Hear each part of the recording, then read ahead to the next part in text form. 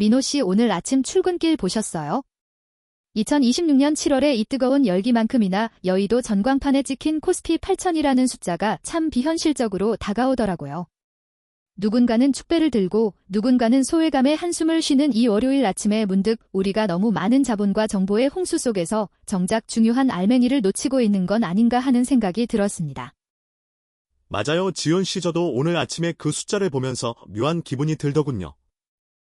시장에 돈이 넘쳐나고 기술은 상상할 수 없을 정도로 발전했는데 정작 우리 개인의 삶이나 창의적인 에너지는 그만큼 풍요로워졌는지 의문이 생길 때가 많습니다.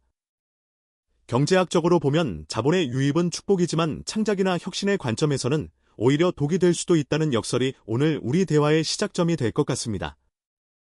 자본이 창의성의 독이 될 수 있다는 말씀이 참 흥미롭네요. 사실 역사적으로 보면 가장 위대한 예술이나 혁신은 풍요로움이 아니라 극심한 결핍이나 스스로 부여한 엄격한 제약 속에서 탄생한 경우가 많거든요. 오늘 제가 가져온 이야기도 바로 그 지점인데 1995년에 라스 폰 트리에 같은 영화 감독들이 발표했던 도그마 95선언 혹시 기억하시나요? 그러며 영화계에 엄청난 파장을 일으켰던 사건이었죠. 당시 할리우드가 막대한 자본을 쏟아부어 화려한 특수효과와 조명으로 관객의 눈을 가리려 할 때 그들은 정반대의 길을 선택했습니다.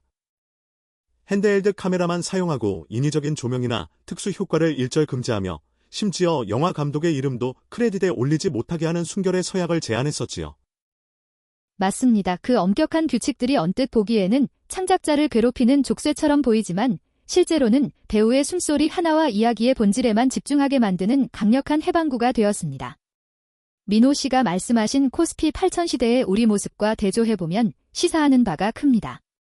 자산 가치는 폭등하고 선택지는 너무나 많아졌는데 우리는 그 화려한 조명 아래서 정작 내가 어떤 연기를 하고 싶은지 잊어버린 건 아닐까요? 지훈 씨 말씀을 듣고 보니 최근 경제 상황이 딱 그렇습니다.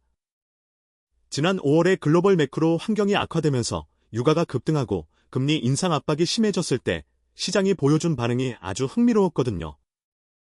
단순히 공포에 질려 투매를 하는 것이 아니라 오히려 기후테크나 에너지 자립 같은 아주 본질적인 미래 가치에 투자금이 몰리는 현상이 나타났습니다.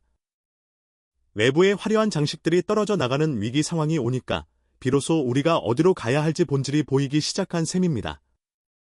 하지만 민호 씨 여기서 우리가 경계해야 할 심리적 함정도 분명히 존재합니다.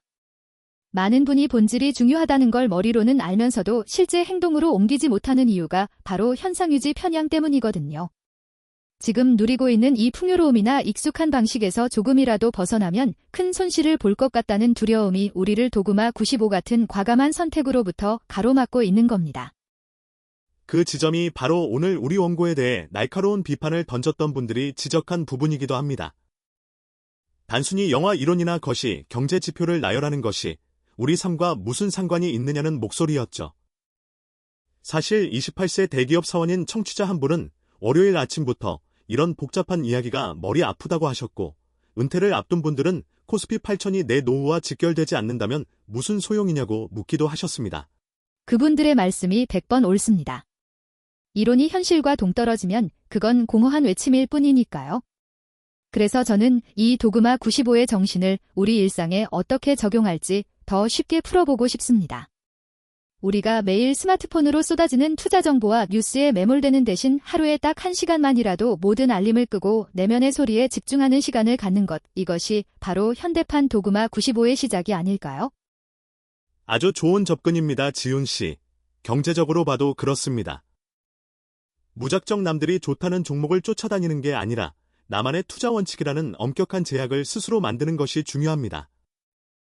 예를 들어 내가 이해하지 못하는 사업 모델에는 절대 투자하지 않는다거나 자산의 일정 비율 이상은 반드시 안전 자산에 둔다는 식의 규칙 말입니다.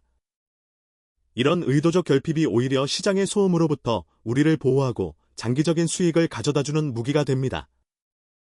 결국 결핍은 부족함이 아니라 집중을 위한 선택이라는 뜻이군요. 아까 45세 중소기업 사장님 한 분이 코스피 8000 시대가 와도 내 사업은 여전히 힘들다는 고민을 남겨주셨는데 이분께도 도그마 95의 통찰이 필요해 보입니다. 자본이 부족하다고 한탄하기보다 우리가 가진 본질적인 경쟁력이 무엇인지 확인하기 위해 불필요한 비용이나 방만한 사업 구조를 과감히 덜어내는 의도적인 제약이 돌파구가 될 수 있습니다. 정말 공감합니다. 뇌과학적으로 봐도 우리 뇌는 선택지가 너무 많을 때 오히려 마비 상태에 빠지거든요. 도그마 95의 감독들이 스스로 손발을 묶었을 때 비로소 창의적인 카메라 워킹이 나왔던 것처럼 우리도 삶의 반경을 의도적으로 좁힐 필요가 있습니다. 2026년에 이 엄청난 유동성 파티 속에서 내가 진짜 지키고 싶은 가치 하나만 남기고 나머지는 과감히 필터를 끼우지 않은 생생한 현실로 마주해야 합니다. 오늘 이야기를 나누다 보니 도그마 95가 단순한 영화 운동이 아니라 시대를 관통하는 생존 전략처럼 느껴지네요. 월요일 아침 출근길에 무거운 마음으로 이 방송을 듣고 계신 분들께 꼭 전하고 싶습니다. 지금 여러분이 느끼는 불안함이나 결핍은 여러분의 능력이 부족해서가 아니라 너무 많은 빛에 눈이 멀어 본질을 보지 못하고 있기 때문일 수도 있습니다. 화려한 조명을 끄고 핸드헬드 카메라를 든 감독처럼 투박하지만 진실한 자신의 목소리에 귀를 기울여 보셨으면 좋겠습니다. 지윤 씨 말씀대로입니다. 시장의 숫자는 언제든 변할 수 있지만 그 숫자를 해석하고 자신의 길을 가는 본질적인 힘은 변하지 않습니다. 코스피 8000이라는 숫자보다 중요한 건 그 숫자가 만들어진 배경을 읽어내는 통찰력이고 그 통찰력은 오직 스스로를 제약하고 본질에 집중할 때만 얻어지는 법이니까요. 오늘 하루 여러분만의 순결의 서약을 하나씩 만들어 보시는 건 어떨까요? 거창할 필요는 없습니다.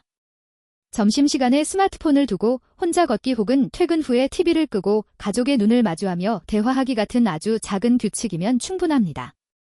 그런 작은 제약들이 모여 여러분의 삶을 가장 화려한 특수효과보다 더 빛나게 만들어줄 것입니다. 오늘 저희가 준비한 이야기가 여러분의 월요일을 조금 더 가볍고 명확하게 만들어 드렸기를 바랍니다. 자본이 지배하는 세상에서 자본에 휘둘리지 않는 유일한 방법은 역설적으로 그 자본이 줄 수 없는 본질의 가치를 찾는 일입니다. 2026년의 여름은 뜨겁지만 그 열기 속에서도 냉철하게 자신의 중심을 잡는 여러분이 되시길 응원하겠습니다. 다음 시간에는 이 본질의 힘이 실제 기업의 성패를 어떻게 갈랐는지 구체적인 사례를 통해 더 깊이 있게 들어가 보겠습니다. 본질에 집중하는 것은 외부의 소음을 차단하는 것이 아니라 내면의 소리를 증폭시키는 것입니다.